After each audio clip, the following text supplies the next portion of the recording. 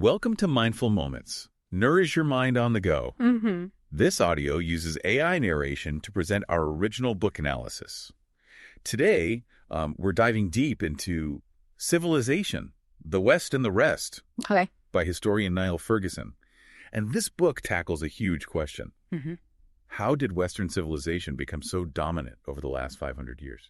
Well, it's a question that goes beyond just like listing achievements, right? Ferguson digs into what he calls the killer apps of Western civilization. Things like competition, science, property rights, even consumerism. Interesting. And he compares these aspects of the West to, other civilizations throughout history, like 15th century China and the Ottoman Empire. Yeah, it's fascinating to think about these killer apps. I was surprised to learn that in the 15th century, the average person in China might have been better off than the average European. Right. Ferguson describes Nanjing, the Ming Dynasty's capital, as this incredibly advanced city.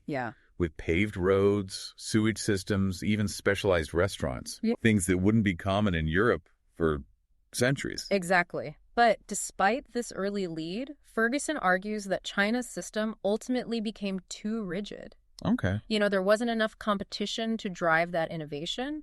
And the top-down bureaucracy, ultimately stifled progress. Interesting. He contrasts this with Europe, where, fierce competition between states, cities, even industries fueled a constant drive for improvement. So it's like that old saying, iron sharpens iron. Exactly. This constant competition kind of pushed Europe to develop new technologies and ideas, which leads us to another killer app, the scientific revolution. The scientific revolution was absolutely a turning point. And what's striking is just how concentrated it was in a small region of Western Europe. Oh, wow. Think about the rapid-fire pace of discoveries, the microscope, calculus, laws of physics, anatomy. It was a period of unparalleled intellectual ferment. And these discoveries weren't just happening in a vacuum, right? They had real-world consequences, especially when it came to warfare and global power. Absolutely. Ferguson contrasts the Ottoman Empire, which was once a military powerhouse, with Europe's rapidly modernizing armies. Right. And so while European rulers like Frederick the Great were actively promoting scientific research and building up their arsenals, the Ottomans were falling behind. I see. And this technological gap ultimately led to their defeat at the Siege of Vienna in 1683, marking a major shift in the balance of power. It's amazing to think how these scientific advances rippled out across the globe, shaping everything from empires to everyday life. And that brings us to another critical killer app. Property rights. Property rights. Ferguson argues that secure private property was fundamental to the West's economic development, and he highlights the starkly different outcomes in North and South America. Right. In North America, widespread land ownership empowered a class of independent farmers and merchants. Exactly. Which laid the foundation for both economic growth and democratic ideals. Exactly. He contrasts this with South America, where land and power remain concentrated in the hands of a small elite, leading to chronic instability and inequality. And he tells these parallel stories about Millicent Howe, an indentured servant in colonial Carolina who gains land and voting rights. And Geronimo de Aliaga, a conquistador in Peru, who was granted control over indigenous labor but not actual ownership of the land. It's a powerful illustration of how different systems of property rights shape the trajectories of entire continents. Absolutely. And speaking of shaping trajectories, Ferguson doesn't shy away from the darker aspects of Western progress. He explores this idea of medicine's double-edged sword. Yes. The 19th and 20th centuries witnessed incredible advances in Western medicine. The discovery of bacteria, the development of vaccines, the understanding of diseases like cholera and malaria. These breakthroughs saved countless lives. But the scientific progress also had a dark side. A very dark side. He traces the rise of eugenics and racial hygiene movements, culminating in the horrors of Nazi Germany. It's true. It's a chilling reminder that scientific knowledge can be twisted and used for truly horrific ends. It's a sobering thought. And it raises difficult questions about the ethical responsibilities that come with scientific progress. Absolutely. And then there's the rise of consumerism. Another killer app that had both positive and negative consequences. I loved his example of jeans. Such a simple item, but so revealing. It is. Jeans, invented in the American West, became this global phenomenon.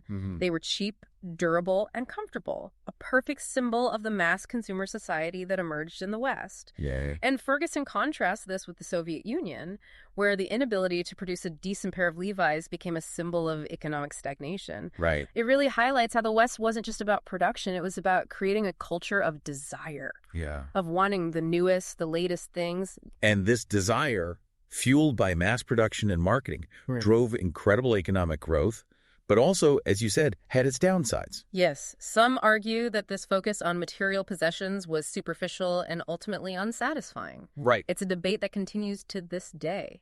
Is consumerism a sign of progress or of decay? Yeah.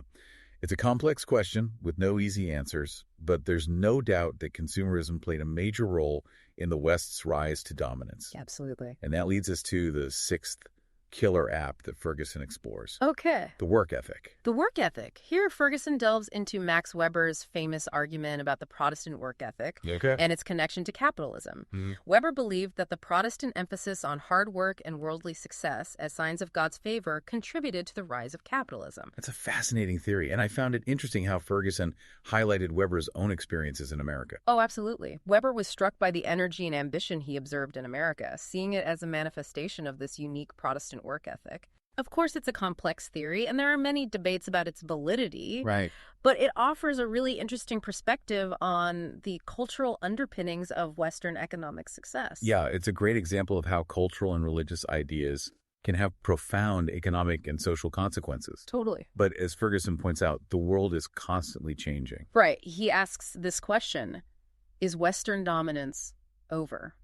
And that brings us to the final section of the book where Ferguson looks towards the future of Western civilization. He explores the rise of China and other non-Western powers and highlights the challenges facing the West. Okay. Economic decline, demographic shifts, political instability. So can the West adapt and thrive in this new multipolar world? That's the big question he leaves us with. It is. It's a question worth pondering, and I think this is a great place to pause for now. Okay. And we can pick up next time with that very question. Great idea. We've covered a lot of ground, but there's so much more to uncover. We'll be back soon with part 2 of our deep dive into civilization, the West, and the rest. In the meantime, we encourage you to check out the book yourself. You can find a link to purchase it in the show notes. And be sure to subscribe to the channel for more deep dives into impactful books just like this one. So picking up where we left off, Ferguson doesn't just analyze the West's rise. He also examines how civilizations can collapse. Okay. And sometimes much faster than we might think. Yeah, that's a scary thought. I always imagined civilizations declining gradually over centuries. But he argues that collapse can be surprisingly swift. Exactly. He uses the Roman Empire as a prime example. Right. It wasn't a slow fade out, but a relatively quick collapse. I see. Triggered by a combination of internal and external pressures. Okay.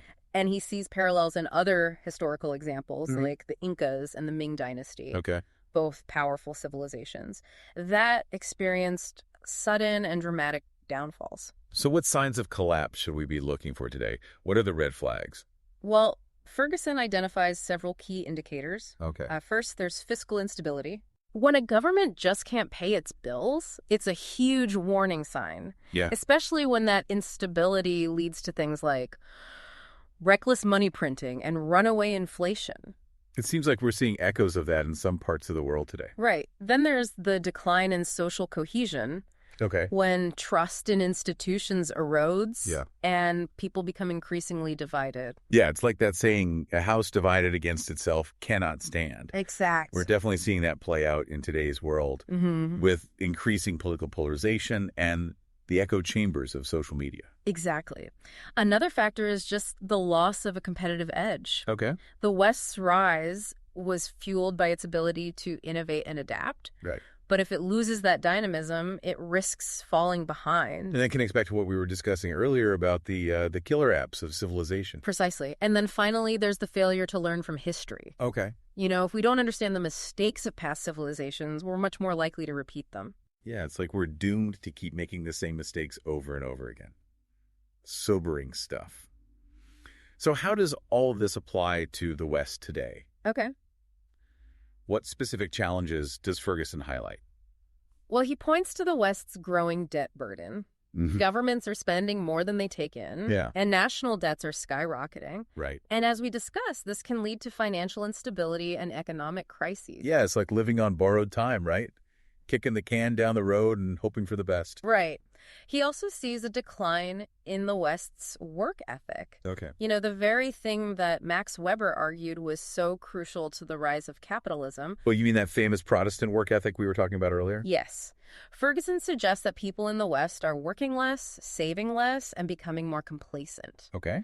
He even links the decline of religion in the West to this trend. Interesting. Suggesting that it may be contributing to a loss of values and purpose, which in turn impacts work ethic. That's an interesting connection, and it makes you wonder about the role of shared values and beliefs in a civilization's success. He also brings up the challenges of immigration and demographic change. Okay. Many Western societies are grappling with how to integrate newcomers while preserving a sense of national identity. It's a complex issue with no easy answers. Absolutely. Ferguson argues that successful integration requires a shared commitment to the fundamental values of Western civilization. Okay. Like individual liberty, the rule of law, and democratic governance.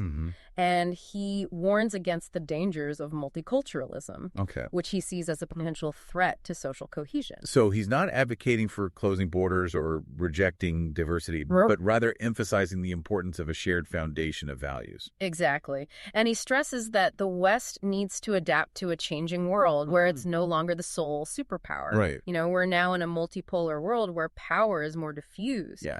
And the West needs to find ways to compete and cooperate with rising powers like China.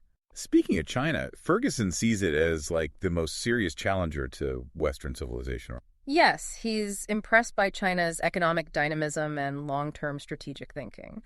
But he also sees potential for conflict, especially if the West continues to decline while China keeps rising. Yeah. He even raises the possibility of a clash of civilizations, which is a pretty sobering thought. It's certainly a stark reminder of the stakes involved in this global power shift. So where does Ferguson ultimately land on the future of Western civilization? Is he optimistic? Pessimistic? You know, he doesn't give a definitive answer, but he lays out the choices facing the West. Okay. It can either adapt and reform, reaffirming its core values and competitive edge, Yeah. or it can continue down a path of decline, ultimately collapsing under its own weight. It sounds like a make or break moment for the West. Adapt or fade away. That's the challenge he lays out, but he also emphasizes that history isn't predetermined. The future isn't set in stone. We have agency. We can make choices that shape our destiny. That's a more hopeful message. It's not just about predicting doom and gloom, but about recognizing that we have the power to change course. Exactly. And by understanding the patterns of history, by learning from the mistakes of past civilizations, we can increase our chances of avoiding those same mistakes ourselves. It's a call to action, to engage with history, to think critically about the present, and to work towards a better future. Absolutely. It's a powerful message, and one that I think resonates deeply with the idea behind this deep dive. We're all about diving deep into ideas, learning from the past, and exploring different perspectives to better understand the world around us. I agree, and this book certainly fits the bill. Right. It's a book that challenges your assumptions, Yeah. expands your perspective, and leaves you pondering some of the most important questions facing humanity. So for anyone listening who's looking for a deep dive into history, geopolitics, and the future of civilization, this is a book you don't want to miss. It's called Civilization, The West and the Rest by Niall Ferguson. You can find a link to purchase the book in the show notes. Yes, and be sure to subscribe to the channel for more deep dives into impactful books just like this one. We'll be back soon with the final part of our deep dive into Civilization, The West and the Rest. Welcome back to our deep dive into Niall Ferguson's Civilization, The West and the Rest. You know, one of the things that really struck me about this book was how Ferguson connects these seemingly disparate events and trends, weaving together economics, politics, social movements, even fashion. Yeah, he's a master at drawing those connections, isn't he? Yeah, like his example of jeans as a symbol of the Soviet Union's shortcomings. Right. Who would have thought that a simple pair of pants could be so revealing about a whole economic system? Yeah, it highlights the cultural and psychological aspects of consumerism, how it's not just about producing goods, but also about creating desire tapping into people's aspirations. Yeah. The West excelled at this, but the question is, can that kind of success be sustained? Right. Especially in a world where the West is no longer the only superpower. Yeah, Ferguson suggests that the West's ability to adapt to this changing world is key to its future. It's true. He sees the rise of other civilizations, particularly China, as a major challenge to the West's dominance. Right. And he's not afraid to point out the internal challenges that the West faces as well, like the decline in the work ethic, the erosion of social trust, the rise of political extremism. He doesn't shy away from those difficult topics. Nope. It's not exactly a feel-good read, is it? Well, he's a realist, that's for sure. Yeah. He forces us to confront some uncomfortable truths about the state of Western civilization. But I wouldn't call him a pessimist. He does offer a glimmer of hope, a belief that the West still has the potential to adapt and thrive.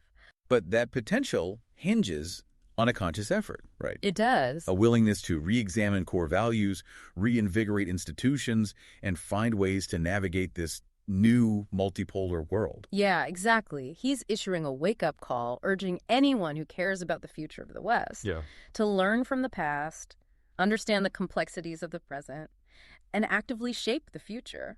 You know, this book has certainly given me a lot to think about. Me too. And I'm sure our listeners feel the same way. It's a powerful reminder that history isn't just a collection of dates and facts. Right. It's a living, breathing story that we're all a part of. And we have the power to influence how that story unfolds. Absolutely. This book encourages us to step up and participate in shaping the future, rather than just being passive observers. If you're ready for a deep dive into the history and future of Civilization, The West and the Rest by Niall Ferguson is a must-read. I agree. You can find a link to purchase the book in the show notes.